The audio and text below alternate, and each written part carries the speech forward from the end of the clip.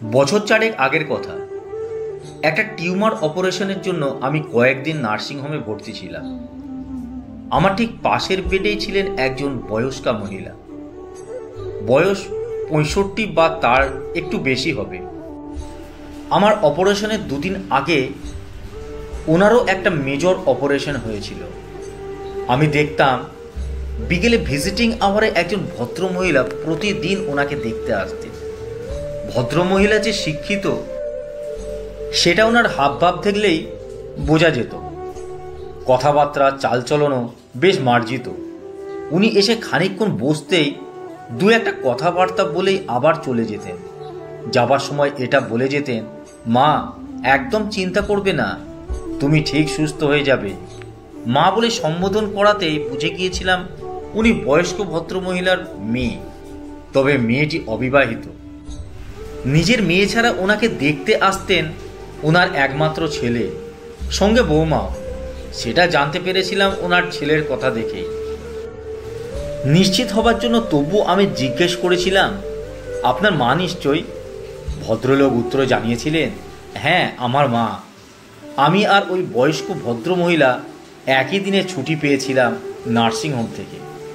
যেদিন ডিসচার্জ হলো তার ঠিক আগের দিন বিকেলের ভিজিটিং আওয়ার শেষ হয়ে যাবার পর আমি বেডে বসে আছি। ওই বয়স্ক ভদ্রমহিলার মেয়ে ওনার সাথে দেখা করে চলেও গেছে তখন।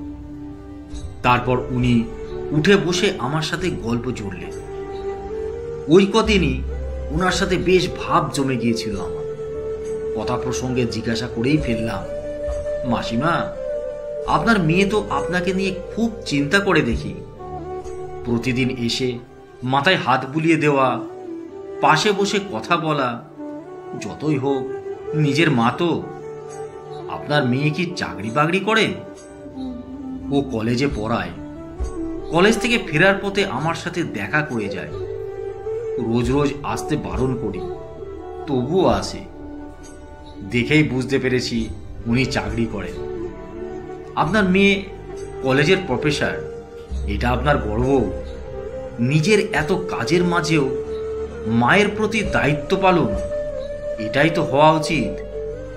ছেলে মেয়েরা বাবা মায়ের জন্য করবে না তো অন্য কেউ করবে?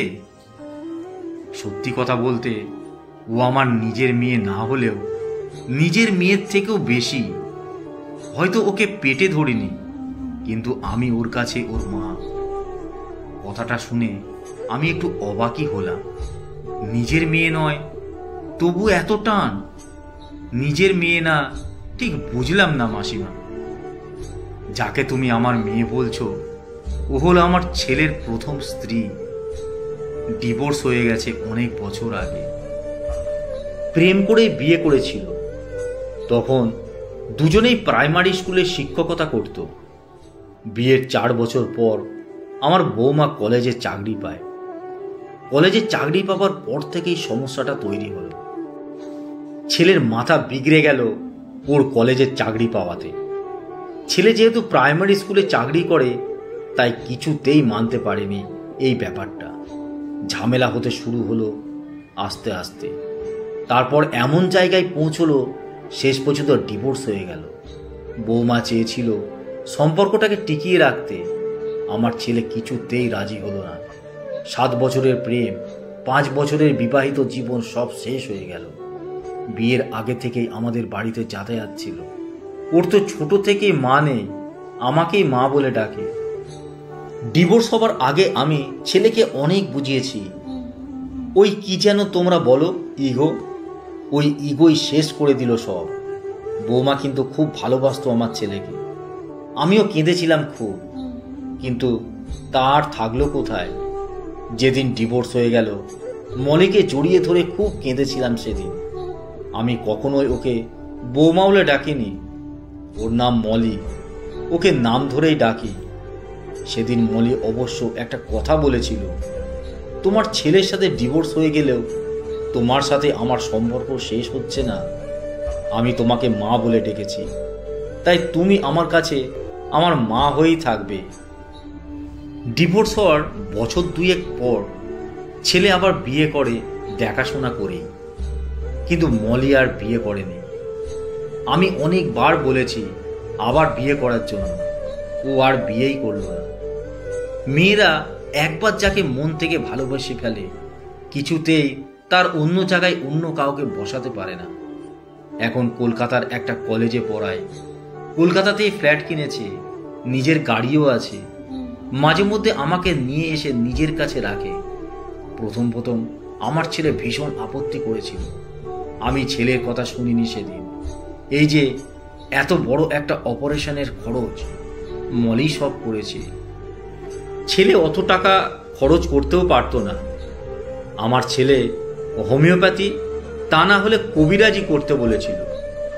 মলি শুনে বলেছিল, টাকা নিয়ে চিন্তা করো না মা, আমি তো আছি। তা আমি মলিকে বলেছিলাম, এত টাকা বাজে খরচ করতে হবে না, আমার এমনিতেই বয়স হয়েছে।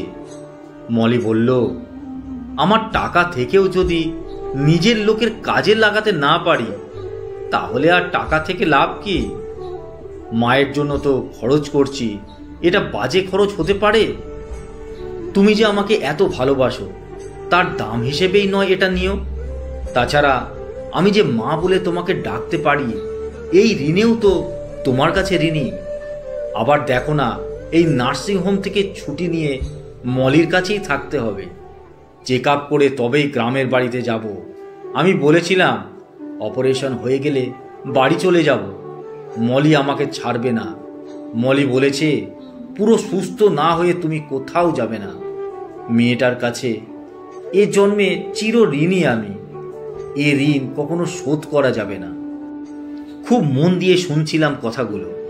তারপর বললাম, এভাবে বলছেন কেন?